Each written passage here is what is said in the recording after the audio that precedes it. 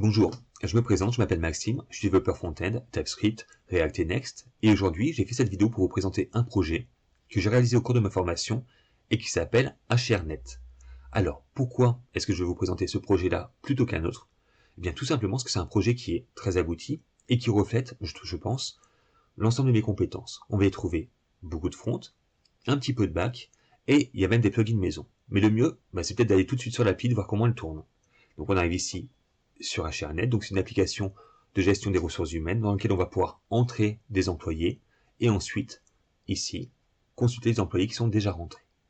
Là, on voit qu'on a un tableau avec tous les employés, différentes fonctionnalités, un drop-down là pour afficher un certain nombre d'entrées, une barre de recherche juste là, qui va afficher en temps réel les résultats de notre recherche. Ici, on va montrer le nombre d'entrées qui sont affichées et le nombre d'entrées total. Et enfin, là, la navigation sur les pages avec des boutons Prev et Next. Et également en cliquant là sur les boutons. Comme il y a beaucoup de pages, il y a une ellipse ici et là pour ne pas avoir affiché l'ensemble des boutons. Bon, le mieux, c'est peut-être de créer un employé. Comme ça, on va voir si on le retrouve après dans notre liste.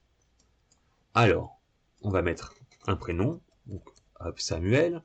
Nom de famille, on va mettre Winchester. Date de naissance, on voit que il faut avoir au moins 18 ans, donc on va lui donner 18 ans.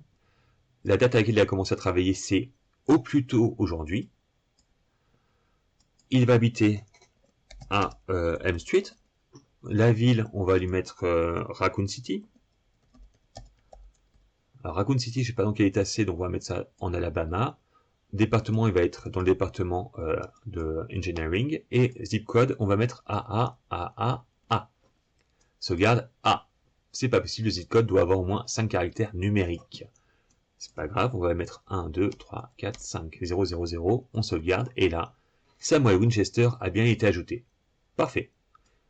Est-ce qu'on va le retrouver dans notre tableau?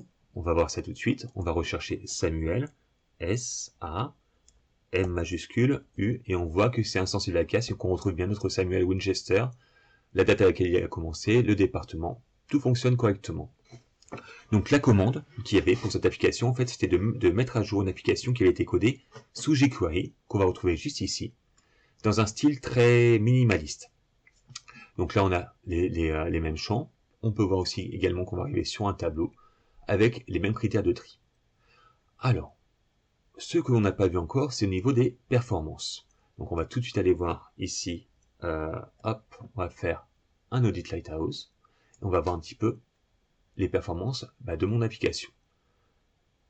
Alors, c'est assez rapide, et voilà, et on voit un petit feu d'artifice, on est à 100 partout, donc c'est une application qui est performante, qui s'affiche rapidement, qui est accessible.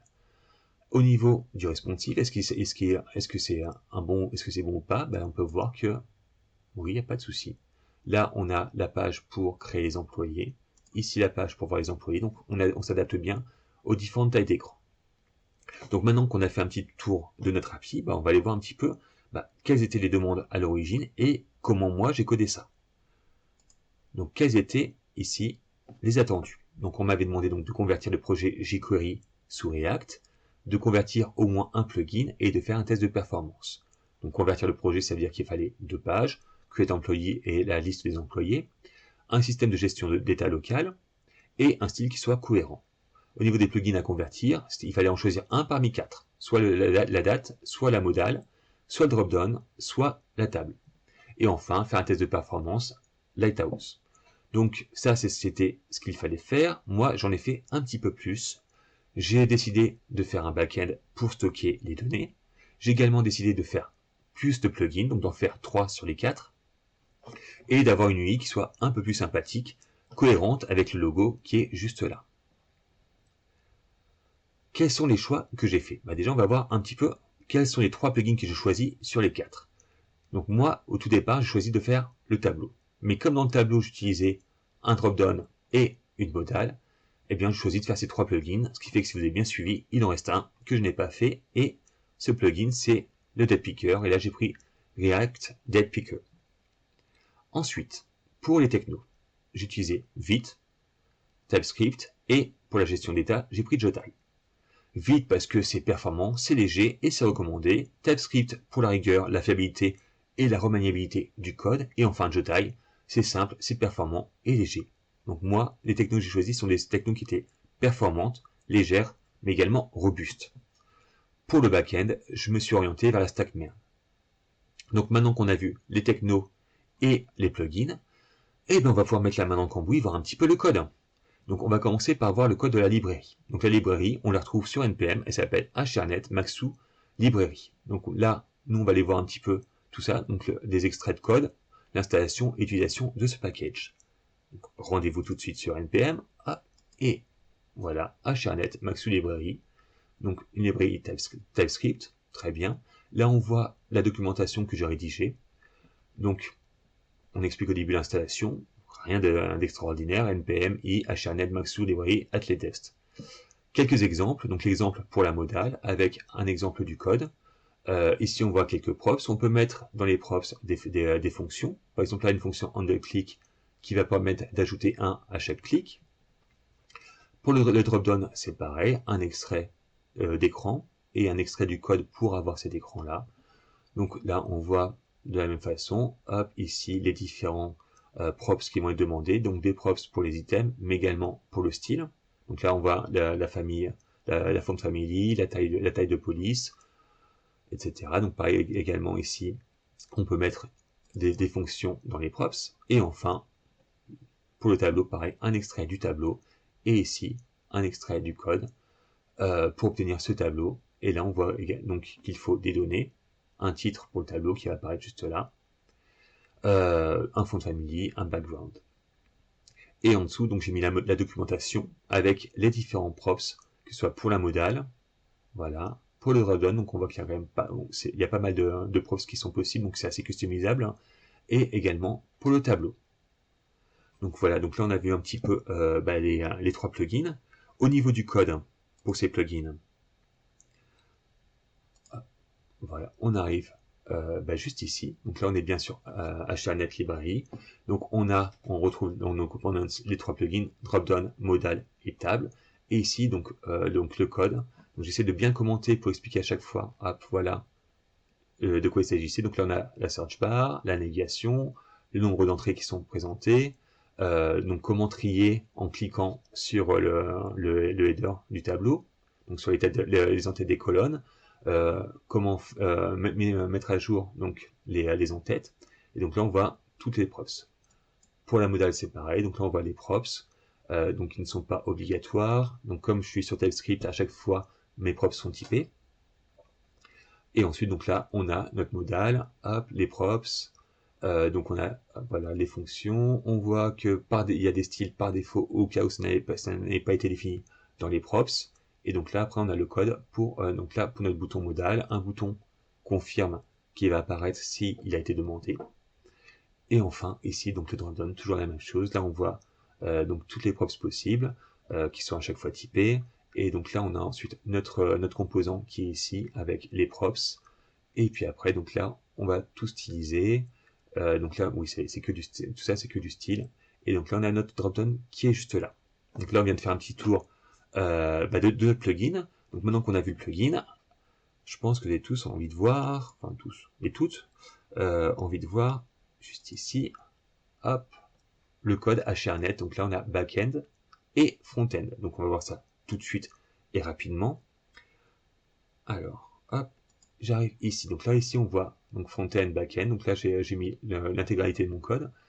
Dans le front-end, donc on est sur du Vite, donc c'est sur du React. Hop, donc pardon, là on n'est pas sur le front-end, ça c'est le back. Donc on va commencer plutôt par le back-end. Et on fera le front-end après. Donc le back-end, il est très simple.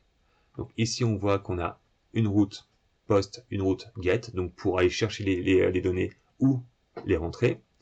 Dans les contrôleurs, on a donc les contrôleurs pour créer les employés, ici pour voir les employés, donc pour aller les chercher. Et là, je vais définir les schémas de mes employés, donc le prénom, donc c'est un type string, c'est voilà le nom, et que tout est réclamé. Donc là, on a bien notre modèle. Maintenant qu'on a vu rapidement le back-end, on va pouvoir s'intéresser au front.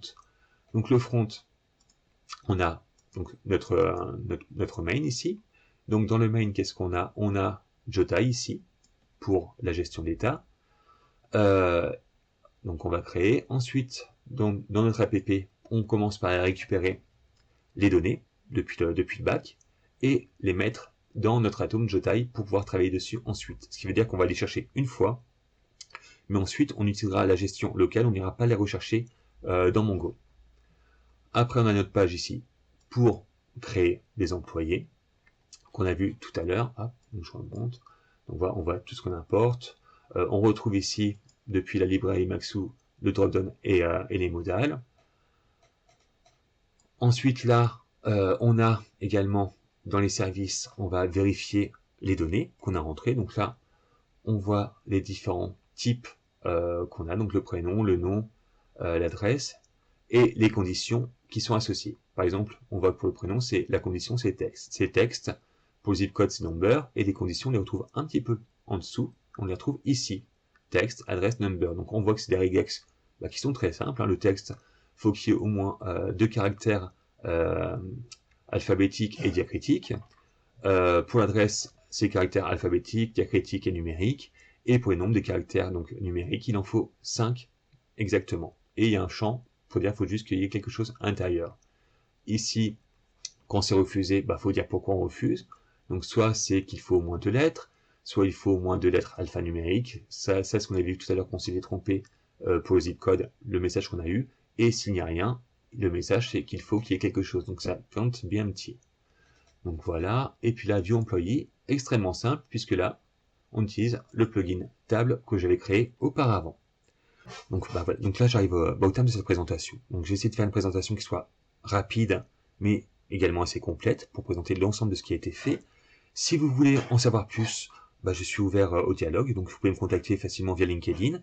Si vous voulez voir le code, il est disponible sur le repo GitHub. Donc voilà, mon repo GitHub, Maxou33. Donc, je vous remercie d'être arrivé jusqu'au terme de cette présentation. Puis je vous dis à bientôt sur LinkedIn ou en message. Merci, au revoir.